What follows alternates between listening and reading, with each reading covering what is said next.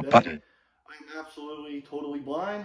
My name is Chris Barrett, and this is Blind Chris Outdoors. Well, it's nasty out. Again, I had wrist surgery, so I'm still not really doing anything outdoors, but man, I'm hungry.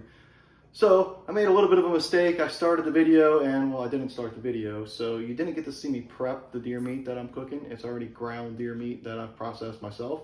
The deer was donated to me. It's mixed with 40% pork, for the record. Anyway, so set that aside. We're going ahead. We've already started cooking here. I'm browning my ground meat for the chili. And one of my big reasons for doing this stuff is that I just want people to see that blind people can actually function just fine. And then also maybe inspire some other blind people out there in the world that they can live a perfectly independent life, you know, as a blind person. I've been blind for 6 years. I can't say it's the easiest thing in the world, but I do it. I go fishing a lot, outside a lot, walk a lot, enjoy my life. So anyway, I'm gonna go ahead and cook a little meal here, and it's really nothing to it. So basically, my ingredients are pretty simple. I like McCormick chili powder.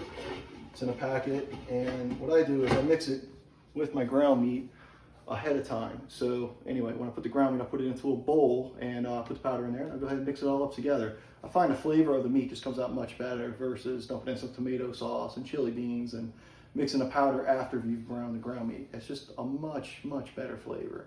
It's very enjoyable. So anyway, I hope y'all enjoy it, and I'm gonna go ahead and kind of brown this for a little while, and when it gets closer, I'll come back. All right, so now the sucker's starting to sizzle here, starting to brown good.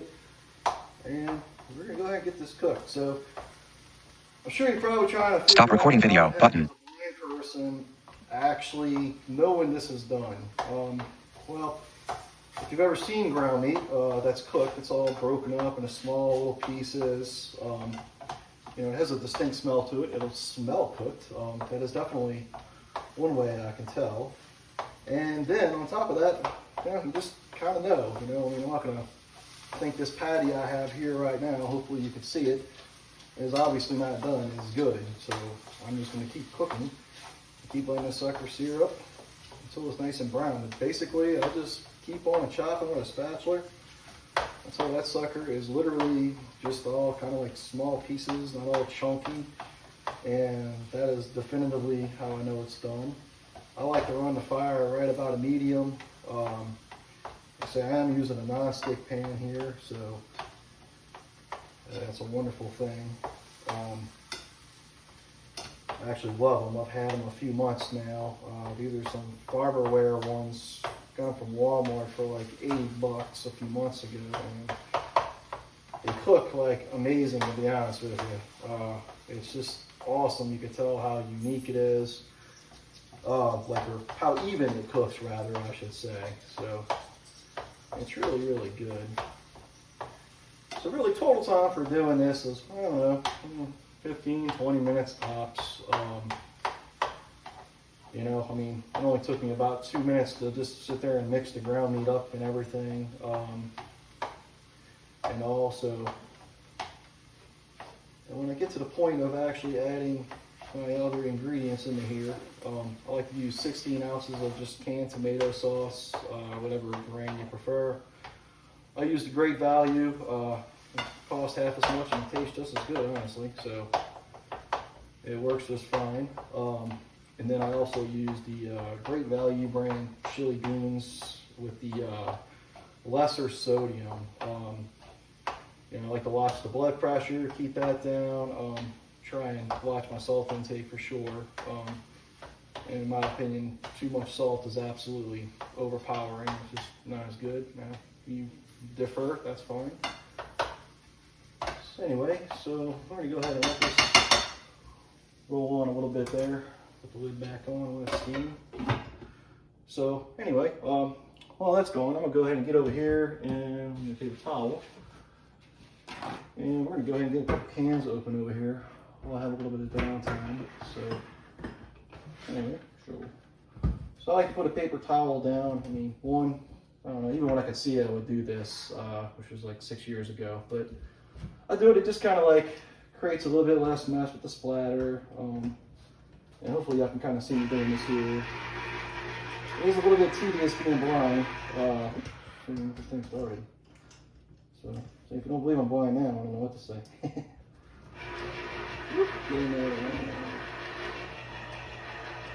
Whoa, how embarrassing. I'm absolutely struggling with this because I'm on a camera, I guess. We didn't get anywhere, so we're going to flip it over, try the other side. Maybe that's what it is. Oh, come on, Chris. Back to the other side. Well, apparently I can't use a can opener to the... Oh, there it goes. The blind life. For the record, other people have struggled with this thing. It's kind of funny, so it's not always just me. Go ahead and open this one too while we're at it. Maybe remove that paper. Almost didn't see that there. Literally. Almost didn't see it there. That was a much better result. That's usually how that goes for me. It's never as goofy looking as that was. Alright, and we're going to go ahead and set those there. The chili beans have a quick pop top on them. So, don't worry about that there. Okay, so once in a while, I know it looks crazy. I just kind of like to just make sure my pot hasn't slid on me. Again, I can't see. And for anybody who might be blind watching this, you really want to keep a good handle on like what's going on while you're cooking. You know, I mean, you could very easily, you know, slide your pot off the burner. If you were boiling water or had something kind of simmering, I mean, that could be a disastrous mess and burn the heck out of you. Also, you know, you can catch yourself on fire because you push the pot off the burner and you might not have realized it and burn the heck out of yourself. Fortunately, I've actually never burned myself or had anything crazy happen. You know, I've had the skillets slip around a little bit and things like that, but nothing insane. So, it's starting to cook down now. So, as you can see, hopefully you can see it anyway. I can't verify that, but it is starting to break up here, nice and good, which is what I like to see. Regardless, I'm gonna get it nice and broken up here. Just, I don't know, literally keep on kind of chopping. That's basically all I do. You know, look, this is like the easy version of making chili. You know, I don't cook a whole lot of scratch things. I do cook some things from scratch, but this is one of those things that, totally honest with you, it's just easier to just dump the tomato sauce in there and the chili beans in there and the chili powder and throw some ground meat and you have a meal in half an hour at best. So it's a good meal.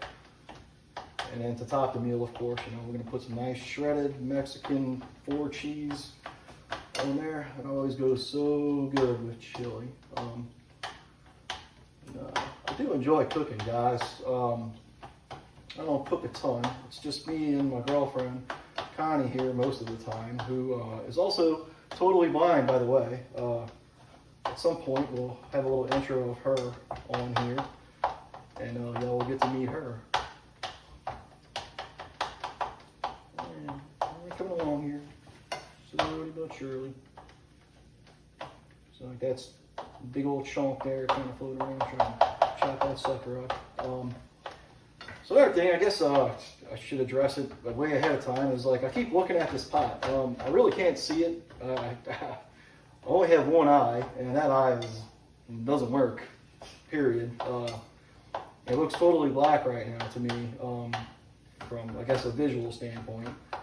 But whenever I do things, anything, look at my phone, even though I have the screen off all the time on my phone, anything I'm doing, just touching, cooking like I'm doing right now, making coffee, whatever it is, I'm looking at it. When I'm talking to somebody, I'll try and look at them. I'll try and make eye contact with them if I can, actually. You know, I don't try and have that blank, stereotypical stare of a blind person. I can still hear just fine, so I am able to look at what I'm doing. And this is starting going pretty good. I'm trying to fire down a little bit more. So anyway, so that will be why I actually look at everything. So I bet you we're slipping this. We are. So I'm going to slide that back a little bit. Safe way to take a spatula, put it there. I always clean that right later. So anyway, so that was a perfect example of what happens if you're not paying attention. constantly, like your pot will slip off the burner while you're doing this. And currently I'm literally trying to use as least amount of pressure with this hand also. I'm just kind of using it more like a guide than anything. I did have surgery on it a couple weeks ago, and I'm stuck in this splint for another 2 weeks, and we shall see what the old doctor has to say at that point. All right, so we're just about done. I think I'm gonna go ahead and let this steam out a little more. So we get to break up a little more, and we'll go from there. So, look, when I put the lid on, you know, even though I'm blind, it's really not that hard. I just kind of grab the handle and where the pot is, and just kind of circle it on there. Again, I'm gonna check that pot, it slid again. Maybe I should like invent these things that like hold the pot in place or something, but I don't think it would sell ever. So anyway, really, all we can do is wait here a few more minutes. So I guess as it starts to cook up the rest of the way, I'll come back in a minute. It's pretty much getting to the point it's done. Like I say, I mean, I don't know, 10-15 minutes typically to brown stuff. At this point, it's, from my perspective, it's really broken up, really good. So if you are a blind person wondering how to brown ground meat, literally you just kind of keep chopping it up, cover it with a lid, and you know, I don't know, give it a couple minutes in between, keep your fire, you know, medium lowish, medium. I'll cook a little bit hotter. Just because I'm in a rush sometimes, I like to cook faster. Anyway, and then once it gets to the point it's really broken up, I like to break it up as much as possible. And I'll literally go back and forth across the skillet, and, you know, as people who can see, and as I'm describing, make sure we're not sliding, and just really break it up really good. And then we're actually going to cook all the stuff in this one saucepan here. This thing's more than big enough to do it. I actually love this pan. Cooked the gumbo, well, everything for a gumbo, and this just a couple weeks ago, which I guess I'll have to do that on video too at some point for you guys. So anyway, I'm not sure how good you could hear this sucker sizzling in here, but it's sizzling pretty good. So, and that's why I keep kind of turning that fire down as it starts to sizzle more and more. I just like to keep it to a point of, you know, it's still cooking, but it's not burning, of course. Also, you know, I can smell, you know, and I don't smell anything burning. It just smells like meat that's cooking. You know, like that's another chunk I just found over here. So for the blind person that may be watching, feel something big, just kind of take your time and break it up like I just did. Chop it up some more and more and more. And anyway, in the 6 years that I've been blind, I literally, I don't know, I really did not cook. Maybe in the beginning I struggled a little bit, but I mean, I like to say within, you know, maybe after 6 months or so, I really started getting back to, you know, cooking. You know, I have small children, and you know, I mean, I just kind of didn't let this whole blind thing stop me, to put it plainly. It was very difficult to deal with in the beginning, of course, and I will get into all that into another video. But you know, been blind 6.5 years, and I don't know, if I'm hungry, I'm going to cook a meal. You know, I don't expect anybody to do it for me. I actually enjoy doing it. You know, my girlfriend, you know, she does some light cooking as well, and she's totally blind. I don't know if I'll ever be able to get her on video doing that, but if we could, we'll try one day, and that would be awesome. So anyway, this meat is pretty much done. As far as I can tell, it seems like it's done. It's broke up really good, like it's like a nice little bitty pieces, and I would achieve it like, I don't know, whenever I eat like chili sauce or something like that, I kind of have this pet peeve of like this big chunk of ground meat that just didn't get chopped up in there, kind of like, almost like a meatball. I'm like, why is that in there? It don't make any sense. So anyway, so I like to really make sure that's done as good as possible. At this point, everything smells good. I know I'm crazy touching the burner like that, but I do it really fast. I just want to make sure I'm not sliding. Again, if you're totally blind, the safe way to do that is to take some kind of utensil and square it off when this burner is hot. Don't do like I just did and use your hands. That goes for anybody actually. Don't use your hands. You can burn yourself very well. I'm just quite confident that I'm not going to burn myself badly if I even burn myself. Just a quick touch off, know where it is. Alright, so this is definitely at a point that it is pretty much done, so we're going to turn that fire way down now. So go way, just almost to a simmer. And first thing we're going to do, we're going to go ahead and grab our tomato sauce, which is over here somewhere. And go ahead and get that lid out of there. Bring this over here like so. Go ahead, dump that in the skillet. Alright. And I ended up with some small cans.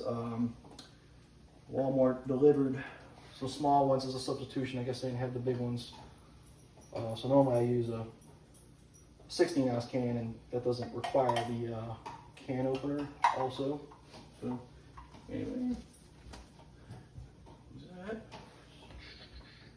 So I'll go ahead and kind of just stir that up. And then right as I started stirring it, you can actually literally hear it, it stop sizzling. Again, I got a little bit of pot slide there. Bring that back. Make sure, check that side. And look, guys, like if you're blind and you're wanting to cook, like your pot's gonna slide. If you're stirring and pushing and chopping like I've been doing here, I guarantee you it's gonna slide. So just really be very diligent and pay attention. That's really how I do it all the time. I just make sure I'm paying attention. I don't get unfocused. Including like this is a skillet saucepan for people who can't see. I have a long handle. That handle is pushed off to the right and slightly back of my stove right now. So that way I don't accidentally just bump into it and knock it all over the place or something insane like that. That could turn into some devastatingly bad burn. All right, so now that's not sitting over there sizzling, that looks nice and stirred up pretty good. We'll find my chili beans. That's chili beans. So anyway, should use the other hand. Am I supposed to use that? I'm doing my best to listen to the doctor with my surgery. So, but some things just require two hands, clearly. All right, that's all the chili beans that go into there. All right, put that back on the side over there. And everybody wondering why I haven't busted my spoon out. I don't need it yet. Really, the spoon's out for just serving. I mean, you can more than adequately stir with a spatula still in here. It's not a problem. So anyway, so one of the things that I'm also cautious about, I'm just kind of sitting here thinking about as I'm stirring this stuff. I mean, we're probably we're a good inch and a half away from the top of this saucepan here, and that's one thing. I mean, I could easily just shove this across the pot and it'll all just go everywhere and make this horrendous mess. And yes, I have done that early on. You learn from your mistakes. One of my biggest things is I hate having to clean up like some overly giant mess. It's really a pain in the butt, so I'm really cautious about it. But things like that happen. It's no big deal. You just learn from your mistakes. I mean, hey, you know what? I'm blind.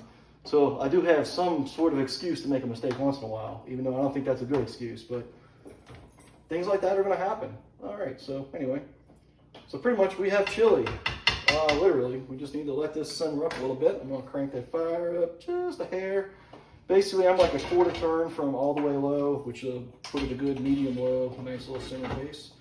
And we're going to let that simmer up. But regardless, that's pretty much the final product, guys. The chili's done. That's how I cook it. And I'm going to say goodbye. I hope you've enjoyed my videos. And if you do, please subscribe and please click the notification bell so you know when I'm putting videos up. And thank you very much. And I appreciate you watching. Bye.